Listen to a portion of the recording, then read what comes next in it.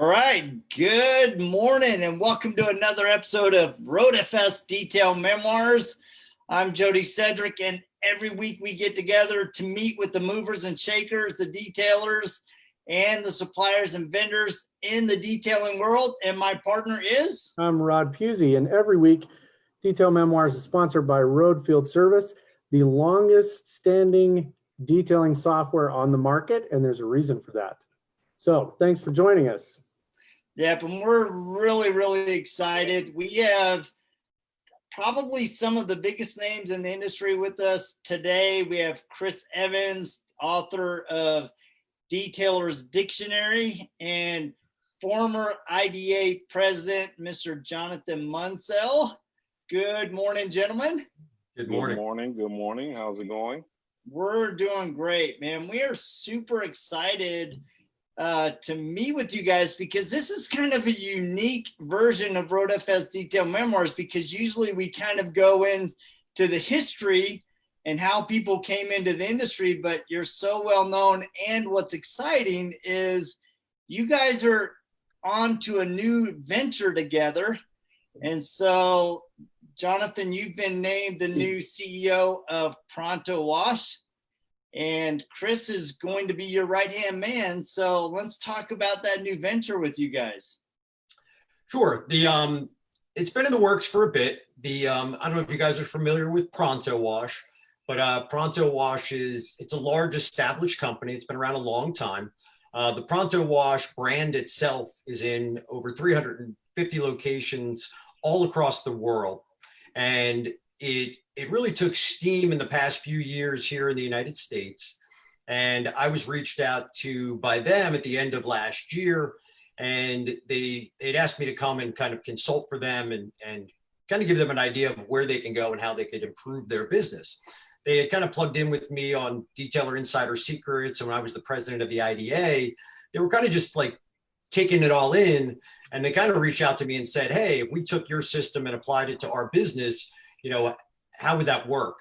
And the difference between kind of what I give away with Detailer Insider Secrets compared to an organization like Pronto Wash, Pronto Wash has 17 locations. So it's not just an easy, just fold over. I mean, when you deal with 17 locations, there's a lot of different moving parts. So it wasn't as easy as just, drop my stuff in and they're good. But essentially that's what we're doing. We're really following the same exact playbook that I've been talking about for the past year, which is the simple plan, right? You don't need a big complex plan, and you need to focus on the pillars of what makes you successful. So people, operations, marketing, sales, management, and financials. And we're doing exactly that. So I've known Chris for a long time. And as I was putting this together, he had kind of hit me up and he said, hey, I'm here for you. If there's anything you need, let me know. So that happened on like a Thursday, and I said, hey, sit tight, but you'll be hearing from me very shortly. I got something big in the works.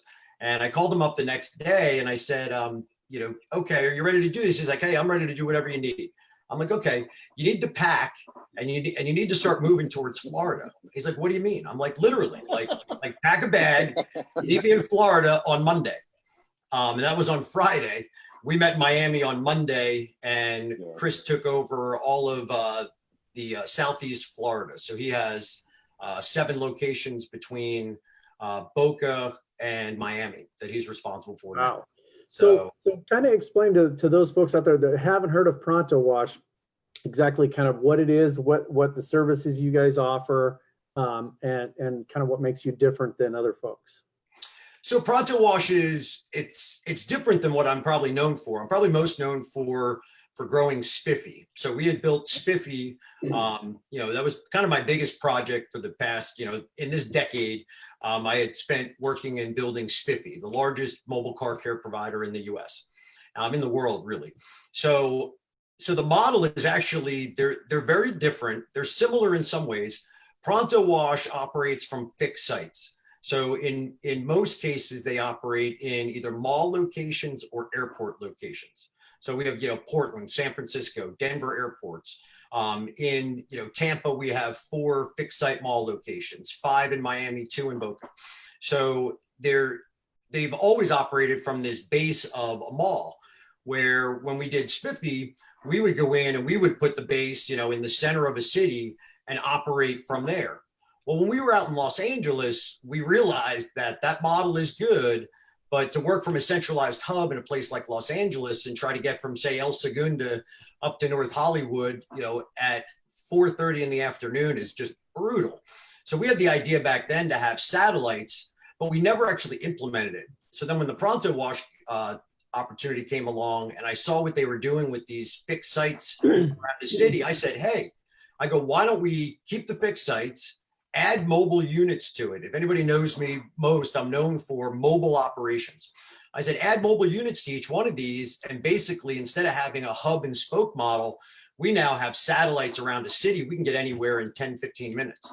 So that's kind of the difference of them. But they're doing, we're doing services from an exterior wash all the way up to what we call a showroom detail, which is, compound polish, wax, paint correction. And we'll be adding this year, different paint correction processes as well as coatings. Okay. So we do the full range.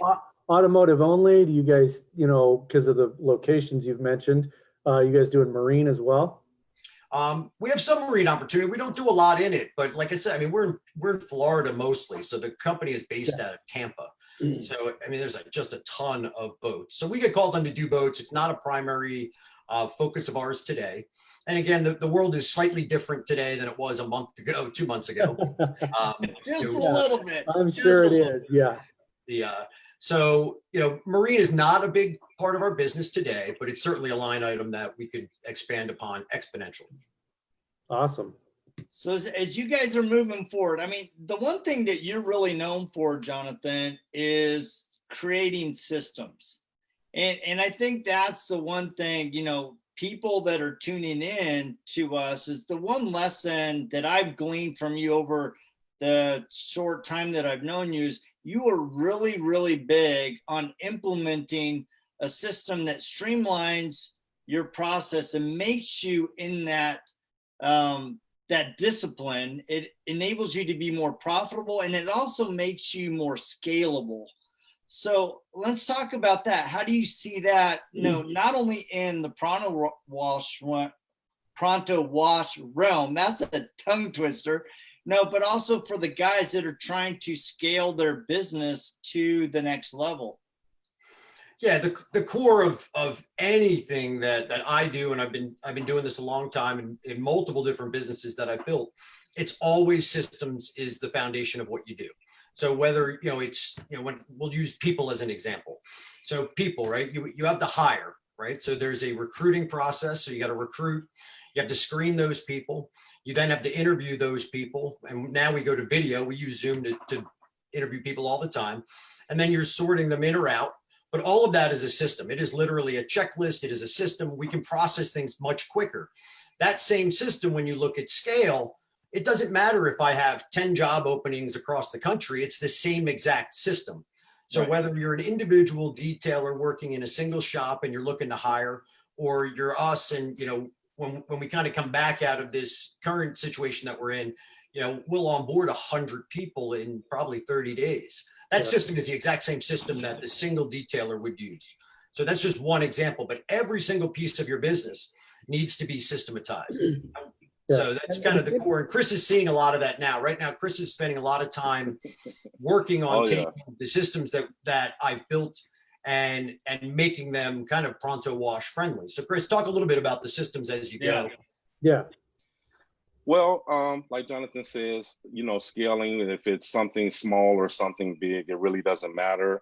And with these systems that I'm working with and working on now, the standard operating procedures, what and how we do in the vehicles, managers, employees, in every facet of the company, we're doing a revision and we're streamlining everything.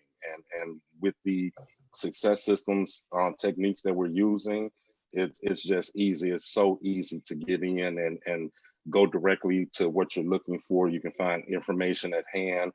There's guidelines, there's common industry practices. Jonathan spent a good amount of time building this, and it's one of the best things that I've seen, not just because of working for the company, but just the simple efficiencies and qualities in it is unbelievable.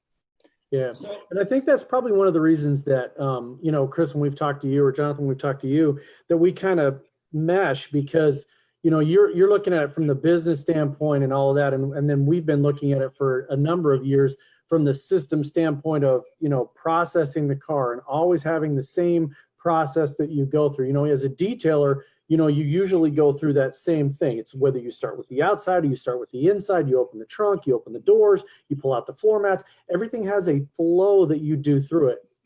And I think that efficiency and that flow helps you get through it, either from like you said, Jonathan, the single person that's maybe doing one or two details a day, to where I've been in operations that are these mega online dealerships. They're going through 150 cars a day. You have to have a system.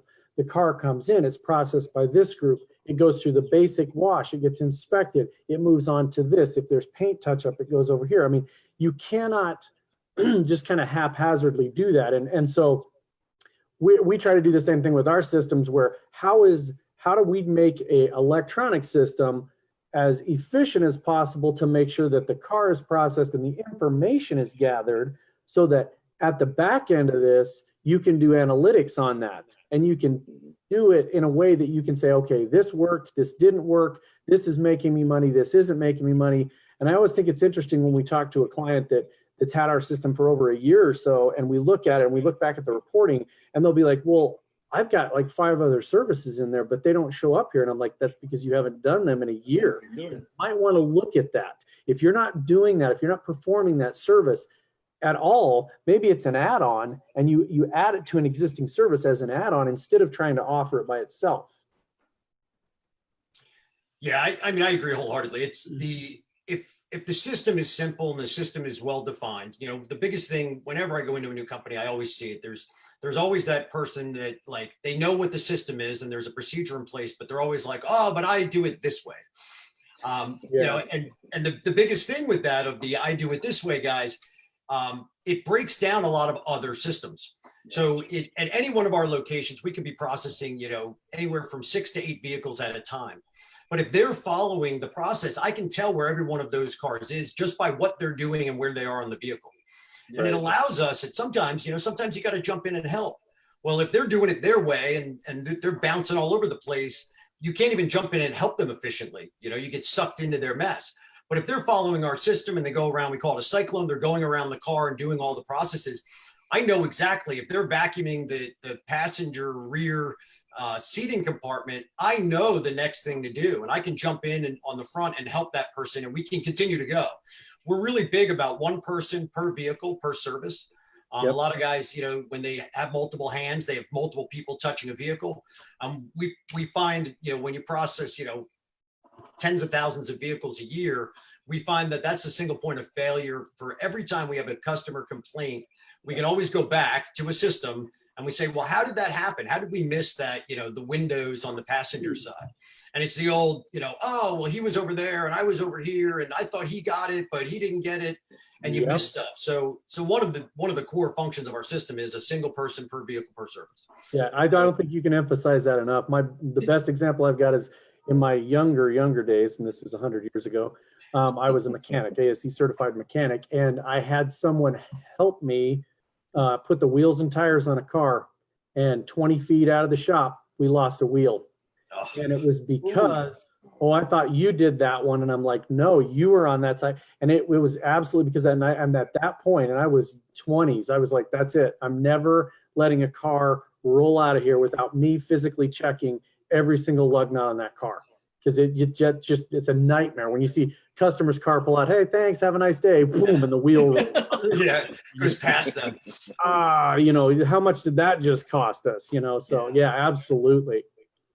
So one of the things, go ahead, Jonathan, you were about to say something. Go ahead. Yeah. So, even just looking at systems. So, it was kind of refreshing coming into Pronto Wash and seeing what they were doing and where they were. And some of the basic things, and God, I can't stress this enough. They have all these locations and they have really great people and hardworking folks, but they're all working actually too hard. They weren't using some of the things that, Chris and I know from the industry. They weren't even using compressed air at any of the locations, so we added air. We added air to all the mobile vehicles as we roll out. Right now we have 8 mobile vehicles in production, and the spec build on the truck compared to what they used to do, they had like 2 mobile vehicles when I got there. Now we have 10. In 2 months. So, just little things that you can do in the system and in the process to make lives easier. Even the employees are feeling the impact of just really good quality systems. They can process more faster, which means they can make more money. So. Right. And that's one of the biggest things is if you cut down on the inefficiencies, and you look at it either way, it's either you're making something more efficient or you're cutting down on existing inefficiencies. You actually, it's surprising how much time you give someone. And it's crazy. We had a woman once that the husband-wife team, husband was a detailer, wife did all the books. And she literally sent Jody an email and she's like, thank you. You gave me my weekends back. And it's just that getting rid of inefficiencies that allowed them to actually come back as a couple. And instead of just being a business 24/7, they became, we work 9 to 5 and we're shut down on the weekends. We get to have our lives back again. And it was not just more efficient in the business, but they actually were able to process more cars because they're not fumbling around with paperwork. And what did you do on that car? I don't know. I wrote it down on a piece of paper. And it's back to that same thing. If you start with the driver's side, if that's your cyclone system, you start with this side, you go here, you go here, you go here. Just as you said, if I'm on the driver's side rear, that's the last area that they're vacuuming out or whichever direction you go. And you can rely on that and you're not going to be doing rework. I watched a guy do the whole interior of a car once and then and it was a convertible and then started polishing the outside. And I'm like, and he's about to redo the inside of the car. And he wasn't using some of the newer products where there's not a lot of dust that comes off. I mean, he slathered the stuff up and it just went. And I just was like, and the black interior is now speckled and it's over. You might as well start over. So it's those kind of things I think that are vital to this. So does Pronto Wash are they they're not a car wash. You're a full service detailing car, full service. So it's hand car wash. It's all waterless. Awesome. Which is a change for me. And, I usually don't go on record with this, but I used to poo-poo waterless wash, just for the fact that you can't get as detailed, into some of the parts of the vehicle. But we've introduced some phenomenal things that allow us to do that. We actually use compressed air to actually spray the waterless wash, which allows us actually to do wheels, rims, tires, things that usually are the most difficult for waterless companies, the grill, all those different, kind of slashes and pieces. We have tools now that we can get in there as we're doing waterless and we still expend no water. I mean, it takes about 16 ounces of water to do an entire vehicle. So, we're doing full hand car wash. And then again, one of the biggest things is just even bringing somebody like Chris in and his expertise and showing guys how to properly use equipment. Little things. I mean, Chris has a great background in just safety, just going into locations, him and I bopping around and just seeing just misses on OSHA things and things that people take for granted every day. So I think the whole process that we're going through right now is we kind of take this company that's been successful by itself and add improvements to it and little tweaks. We're not trying to change everything. There's a lot of great nuts and bolts there. And I think every company out there probably has some great things going on. So you keep the great stuff and, we're not changing things just for the sake of changing. We're changing to be more efficient. And one of the biggest things that happened, and it's the same process that I talk about, when I talk about following, how you develop and how you fix a company, the first thing I always talk about is financial management. You got to have good reporting. You got to know your numbers, daily at the very least, but, roll them up weekly. So that was one of the first things that I think changed everybody's world was when I use a thing called a financial summary, and it's super simple. It's sales, it's labor, it's writing a schedule, and then having your projected labor, what that looks like versus the labor from the day, from what actually happens in the paint, we call it. So I think little things like that have really changed. Even the managers at the locations, their mindset around what they do, how they do it, they can see it. We bonus everybody, so everybody's bonused off of profitability. So now they can see their numbers, they can manage them. They're not, the mushroom theory of management. You guys know how they grow mushrooms? Yeah, I do. Yeah. They grow them in caves, right? They load in a bunch of horse shit, and then these mushrooms grow, and so we call it the mushroom theory of management. Keep them in the dark and feed them a lot of shit. But we don't do that. We're like the opposite of that. So we, every time I see that style of management, I cringe, because we find that being open and transparent, we have weekly calls like this on Zoom with the entire company across the country. They know every single thing we're doing as we do it. So it creates for a rapid change, not people just getting bits and pieces of wondering what's going on. They know what the global plan is. They know what we're working on. We've defined everything very clearly. So I tell everybody, if you're doing anything, the first thing you need to do is have goals, and you have to have a written plan.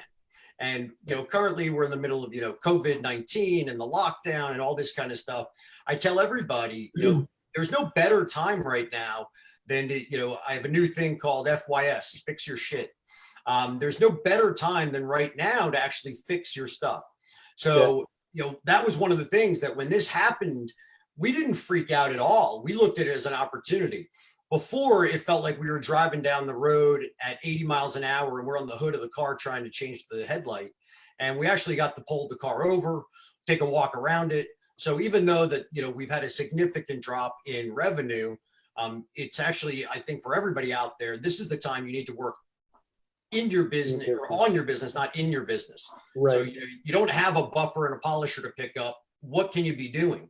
So go and look at your systems and make sure they're good from every different part of your business, and then go and fix your digital footprint. The biggest thing I see in the detail world, every time I work with somebody, the first thing I do is I go look at their digital footprint, meaning their website, their marketing, how they have this stuff all connected. And for a lot of guys, they understand that they need to do it or they should do it, but they never have the time to do it. They're too busy running the business.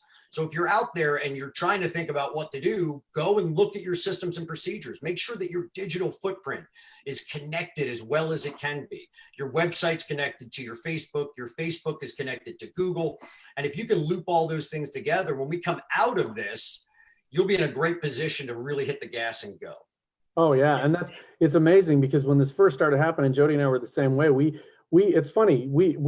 We are really close on a lot of the things that you're saying. Jody and I have weekly projections, monthly projections, which of our employees is doing which project, what they're working on a daily basis. And we have 2 meetings. We have one at 9 o'clock in the morning and one at 3 o'clock in the morning. What are you going to do? What did you do? Yeah. And it's every single day with every employee. And that way we really keep tabs on it, and it keeps them accountable. I mean, they actually like it. They'll text me. If it's 9:01, I get a text message from one of my main developers. It's like, dude, we're already in the meeting. I mean, they like this accountability, because then if they need help, and in the software world, we're always raise your hand. Don't go off in the weeds for 2.5 hours. And how do I do this? Geez, I'll just go, woo, and then you're gone. It's like, raise your hand if you can't solve something.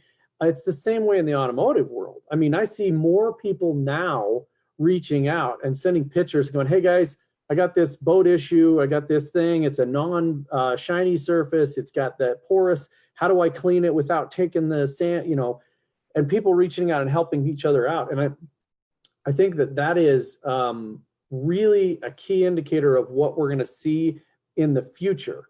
I think you're going to see I guess the bottom of the barrel, the lowest of the low end of the people that are in this industry are going to probably exit, because they won't be able to handle it. But people that are on the higher end, that have a more business mindset, like yourselves and what you guys are doing, that is where it's going to come together. I mean, we've watched this industry. I was talking to Rennie Doyle the other night. 2008 is the first time I went to the Mobile Tech Expo. And I was blown away. I'm like, this is out of control. This is the Wild West, and now we've seen a lot more people come together with a business mindset of working on the business. And how do I take my business from this level to this level? And systems and processes are the way to do that. I mean, a lot of people are good detailers. A lot of people are great detailers, and that's not enough anymore. It needs to be somebody that's a great detailer and they know how to run a business. They know how to take it from, you know, I've got 1 bay and I've got a helper part-time, to I've got 6 bays and I'm full-time. And we helped a guy. One of the most rewarding things for me was we took a customer of ours that had 1 bay and he had a part-time 2 helpers, and he wanted to expand, and we helped him expand the size of his shop to 3 times the size. He opened up a retail front product location selling products. He has multiple lines of business now, and he's taken on, I think it was 3 times the square footage in his shop. And he did that through the reports and through the numbers of the system. He came to us and said, I don't know how to put this together, which I take that as a very positive thing. Focus on what you're good at and ask for help other places. And so he asked me to help him, and it took us less than 3 days to put together all the numbers the bank wanted, put that out there. The bank looked at the reports, and they literally sent us back an email and said, that's perfect, and gave him the loan.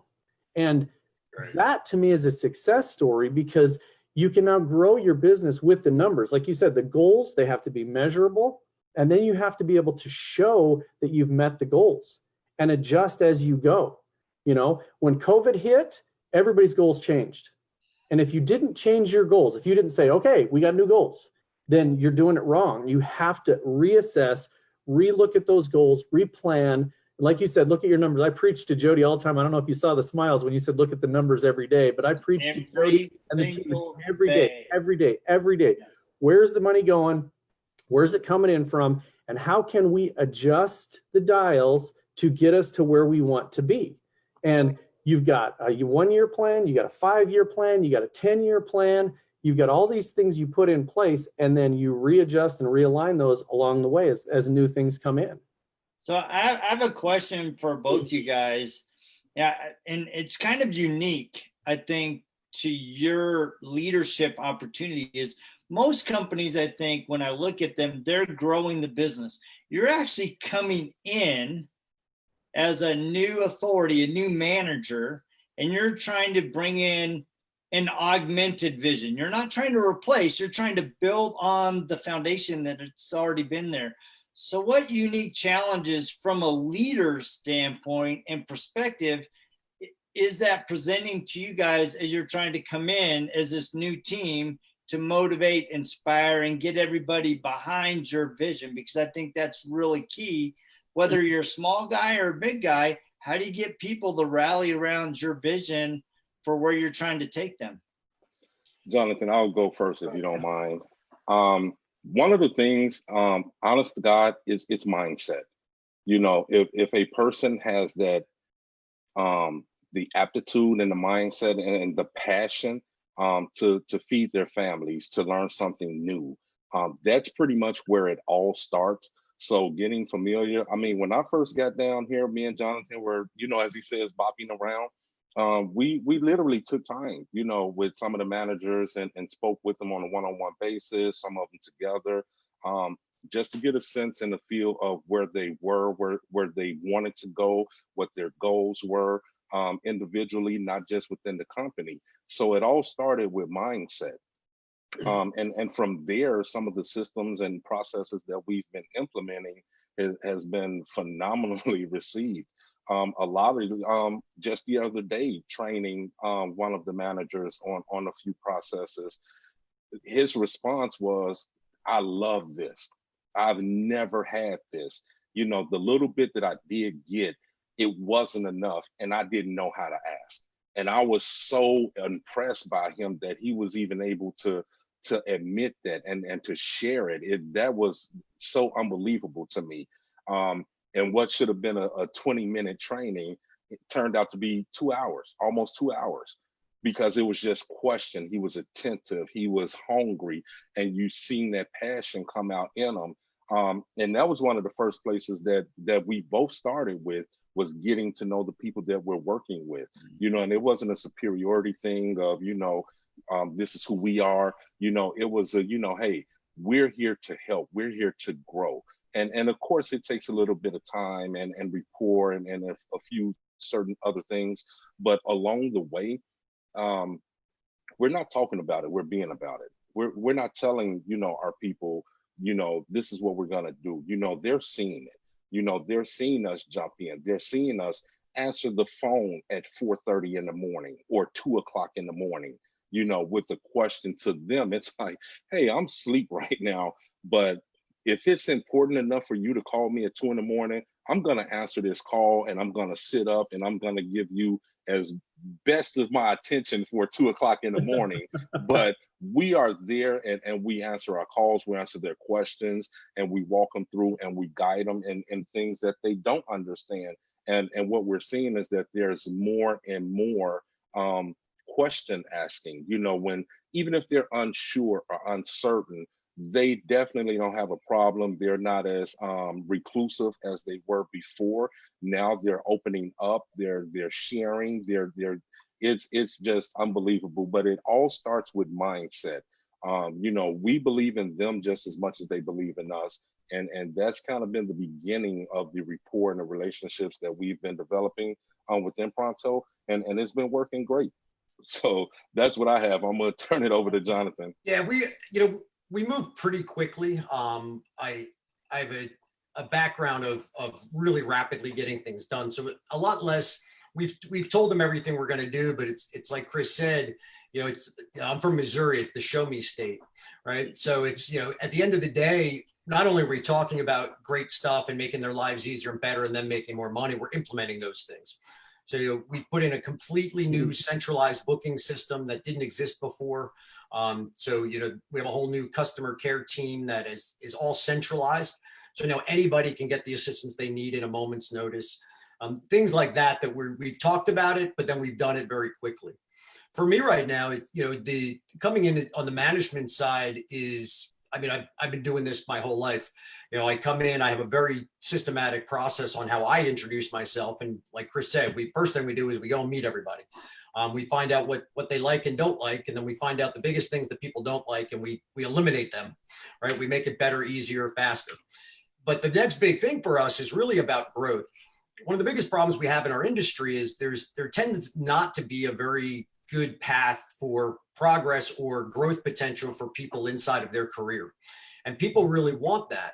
So, as we go, even a detailer now, we're going to give them better training. We're going to be able to certify them. We're going to be able to give them a progress path where they can better themselves, they can better their own compensation, and we can grow. So right now, one of the weirdest things in the world, and, so when I come in, and I've done this in the past where, we've raised a lot of money to grow very rapidly and to grow very large. There's no difference. Right now, Pronto Wash, we are putting in the foundation of all the systems so we can ultimately grow very quickly. And there's a pretty simple formula to do it. It's about, going out and finding the people that you want to do business with, finding the customers that look just like your best existing customers today, and go and find more of them. Right? That's the formula. Anybody can do it. Go back and look at the customers that you're serving the most of today and figure out what the commonalities are and then go find more of them. So we've done all that. We've analyzed a database of over 30,000 people. We know how to market to them. We know what they like. We know their interests. So right now it's really all been foundational. And right now we're in the process of kicking on what we call the sales system, which is about growth. So for us right now, you'd be amazingly surprised, but with the fluctuations in the stock market and with the uncertainty in the world, it's created a very unique opportunity for us. There's a lot of money that's sitting on the sidelines. We've been approached now by more investors and more franchisees looking to do something, with their money and to ultimately have their own businesses. So we actually have more demand to grow the business than we currently have the capacity to handle. So it's definitely an interesting world out there today for everybody. Yeah. Wow, that's super exciting. And it's just fun to see how the industry as a whole is expanding, and it's exploding on so many levels. We're seeing improvements with the mobile guys. We're seeing guys like you on the other side that are really trying to explode both the fixed location and combined mobile. And, it's just really fun, especially coming back from 2008, being at that first Mobile Tech Expo, going, man, this is a bunch of gypsies, right? And seeing the evolution of the industry as a whole. And so, we've been going at this for an amazing 45 minutes. It's fun to keep going these. So and kind of to wrap up, what are some nuggets that you would recommend people implement for their business, and how do they get in touch with you guys to either glean from your knowledge or get in touch with you guys as a customer? So, I mean, the biggest thing that I'll tell everybody out there, and we've said it several times on this call. One is, if you don't have a written plan, now is the time to sit down and write one. You need to have goals that are realistic and measurable, and you need to start tracking on that. So at the very least, you need it could be a napkin, it can be anything, but you got to write it down. I talk to a lot of people that they have an idea and they probably have a great plan. They just don't write it down. There's a tremendous power in that pen hitting the paper and you getting those thoughts down that you can reference every single day. And I'm a big fan of, you review your goals every single day, because that's what puts it in your brain, and it'll keep you from getting distracted on things that don't apply to your goals. So a written plan, I think, is the best thing you can do. But you got to be innovative right now and think about when we come out of this, or even now, what can you be doing to grow your business? And there's lots of ways. Everybody has opportunity to grow their business. So you got to make the plan and you got to put that in action. And then you got to start figuring out ways to be innovative and grow. Support your existing customers really, really well. Over communicate to them. I find as an industry, we don't communicate to our customers nearly enough. So communicate to those folks, and then you can leverage that for lots of things in the future. They can give you referrals, they can help you, they can give you reviews. So those are some of the basics that I see guys missing all the time. Chris, what are your thoughts? My thoughts, I guess I basically would revert back to my previous statement of mindset. If people have the right mindset in this scenario that we're dealing with this virus thing, I believe people will see this through. They will get through this. They will get past this. And I definitely will piggyback off of what Jonathan said as far as what can you do right now. I mean, you may not be in your shop, and I understand that everyone's situation is different. Some guys are small and some are bigger. I mean, but there are things that you can do, not just for your business, but for yourself individually. Are you really looking at your financials?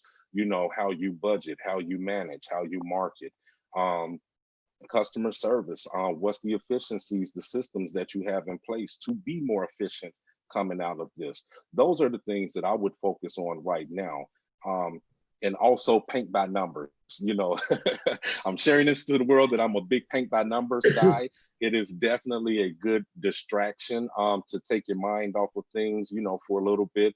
But again, too, it's mindset, because as much and as long and as hard as me and Jonathan has been working, we still need that moment to decompress, whether it's, with speaking on the phone with someone or just tuning out to some music, watching a movie.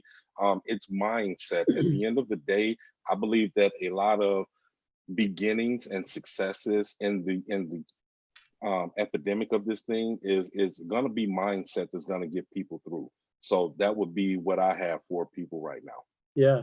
And I something that I picked up years and years ago at a business seminar that it's silly, but I've gleaned onto it for years and it really works is, when you've got a ton of stuff in front of you, we have a tendency to just kind of, where do I even start?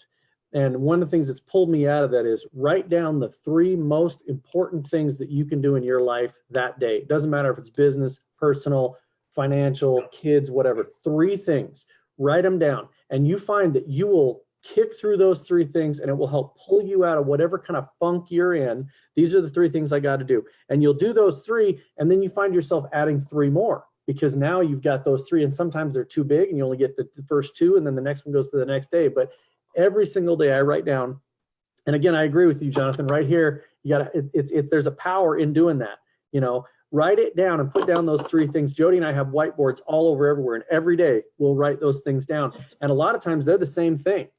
And get those 3 and focus on that. And also is take some downtime, like Chris said. You got to take some downtime. I don't care if it's staring at a wall. You go out and I'm going to open up here a little bit. Yesterday, I was actually thinking about detailing my lawnmower just to get myself I outside. like it. It's black, it's got scratches all over. I'm like, I could take this and just do something to get your mind off of this current situation, because this is overwhelming and you've got to pull yourself into something positive. Mhm. That's Absolutely, awesome. I So fully how do agree. guys get connected with you guys? For me, the easiest thing to do is, last year I launched Detailer Insider Secrets when I was the president of the IDA. And really it was my way of giving back to the industry, and it's all still active. It's all still live. So if you go to detailerinsidersecrets.com, there's a whole free resource section there. There's a whole goal setting workshop that I give away for free. So that's probably the best, easiest thing to do is just go there, you click on a button, you opt in, and it'll take you to a membership site. And a lot of the stuff that we've talked about today is there, and I give it away for free. So I encourage people to go that path. For me, you can always ring me up. It's Jonathan at Detailer Insider Secrets or Jonathan at ProntoWash.com. Either one of those, you can get to me very, very easily. Yeah, Facebook. and for me, it's detailersdictionary.com. Hit the contact me button. I'll receive an email. And, again, you can hit me up on social media, Facebook, Instant Messenger. I'm fairly easy to contact. If you if you don't have my number, someone has it, and I don't have a problem with someone sharing my number. So if there's anything that I can help with, reach out. It's not a problem.